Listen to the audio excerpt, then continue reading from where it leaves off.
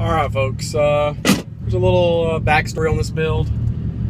I've got a 1987 Toyota pickup, 4-wheel drive, regular cab, short bed, you know, just everything you'd want in a Toyota pickup except independent front suspension. Do not like the independent front suspension, want solid front suspension. So been always wanted that.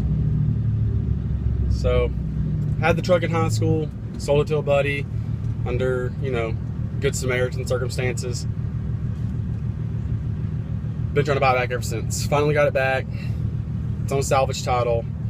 There's a lot wrong with the truck. Motor's blown. It just needs a lot of work. So it's a definite project. The plan was rebuild it, drive it around, use it as a daily driver, and if I came into some money, do a solid axle swap. Well, just the other day, I'm at work. Buddy calls me, knows that I've got one of these things back here, dirt bike, that just blew up on me for the second time. And he's working out a deal with a guy that's got a 1984 Toyota pickup. So, as I'm sure a lot of you are aware, 85 and older pickups had the solid front axle. I was like, perfect, that's awesome. So you're gonna trade this guy for this pickup, and you're wanting to know if I want to buy it. How much do you want? And he says, I want your bike as is, just straight across trade. I was like, right on. Let me think about it for a second. Send me some pictures. So he sends me pictures of this not too bad looking green Toyota pickup, and it's everything I liked about a Toyota pickup except long bed. It's a long bed, and I mean, it is what it is. It's whatever. It's only like an extra foot. I noticed it. A lot of people won't notice it because it's really not even that long of a bed. So I was like, I can swap my cab over, keep my VIN numbers, yada yada yada, do all this stuff, swap the fuel injected motor into it after it's rebuilt. Well, I go to pick this truck up and I'm driving it, and you know, it needs a lot of work, a whole lot of work, but it runs, so I can't complain. It was on 35s. I was trying to wonder, like, think of ways they got this truck on 35s with stock suspension, and I just found out yesterday it's body lifted. So that'll definitely get changed. It'll get a suspension lift thrown under it once the motor's in it. Been doing some research. Some people say you can, some people say you can't, but I think you can swap the fuel injected manifold, ECU, harness, everything from the 22RE to a 22R. You know, you just gotta have the willpower. But and I've been looking, and there's already a drilled hole on the block of the 22R that if I need to, I can just tap and use for the knock sensor hole. It's the exact same location, so that problem just became a lot less of an issue for me. The only other issue is making sure I have the later 22R head that I can bolt the 22RE intake up to for the fuel injection. So it looks the same. I haven't had the two engines side by side yet. The trucks haven't even been side by side yet.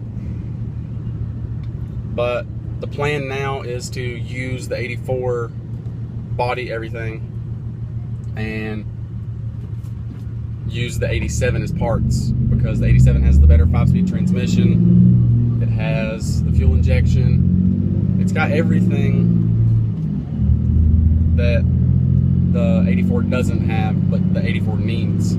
So it's the perfect donor truck. And as much as I hate to do it, because I'm pretty attached to the truck, you know.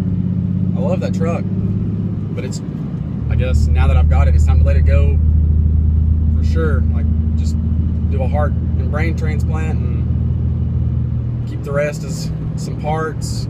I built this 84. So we'll do it the way I know how. Some of you probably know better ways. Some of you are gonna ask me why I do things a certain way, and just ask and I'll tell you. But yeah, my truck, my way. You guys might not like it. If you don't, sorry, but not sorry.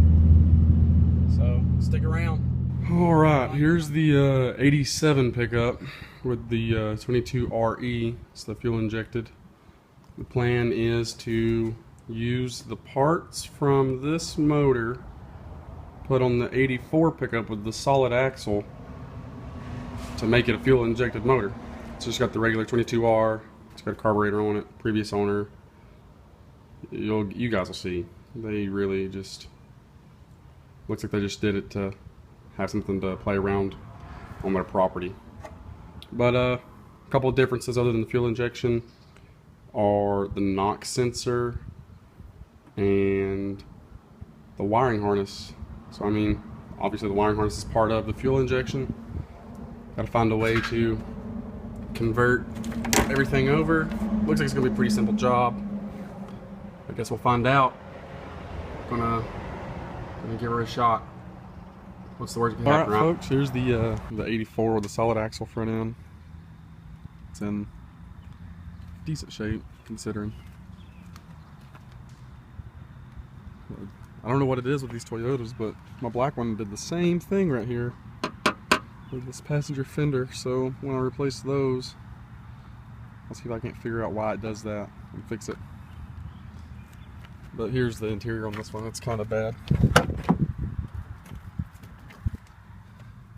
It's mostly steering column issues. It's got a cracked dash, but most of these things do. And the seat's wet.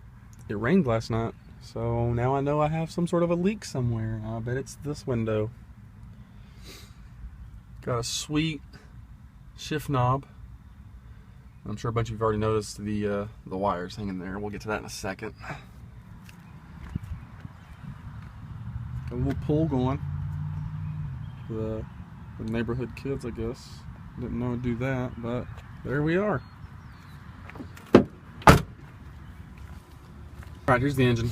Got a lot of ingenuity, I guess you could say, with some of these return springs and throttle hookups and stuff. It's real top-notch work, if you will. It's a 4-barrel carburetor. I'm not sure why I put a 4-barrel carburetor on a 22R, but this guy did. And proceeded to say that it didn't run very good, didn't like the idle and stuff like that. I mean, I wonder why. It's got a header on it. I'm not sure what brand. So we'll find out if it's got any kind of markings on it whenever I go to take it apart and clean it up. Definitely needs a couple things replaced. Distributor cap. So probably do the whole distributor since I have one. And this real sketchy battery relocation. It's been relocated to the driver's side. No big deal. I mean, it's not actually that bad of an idea. But then the way the plan was executed just doesn't seem like a good idea to me with all this wiring. Now you can see why it got replaced, or removed rather.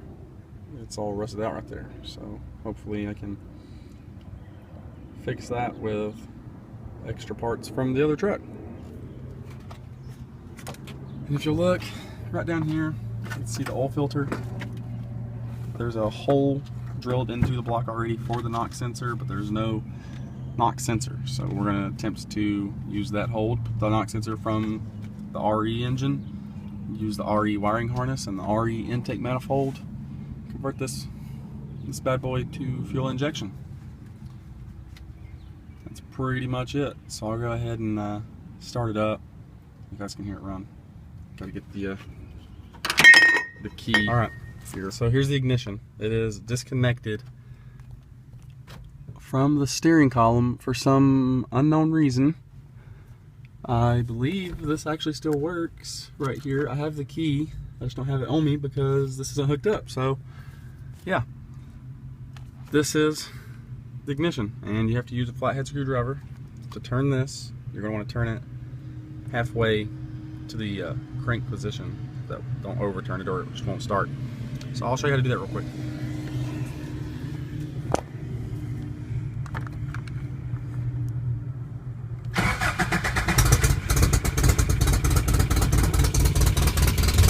Pretty simple. Alright, so this thing's kind of loud. Hopefully you can hear me right now. But Let's go listen to it run.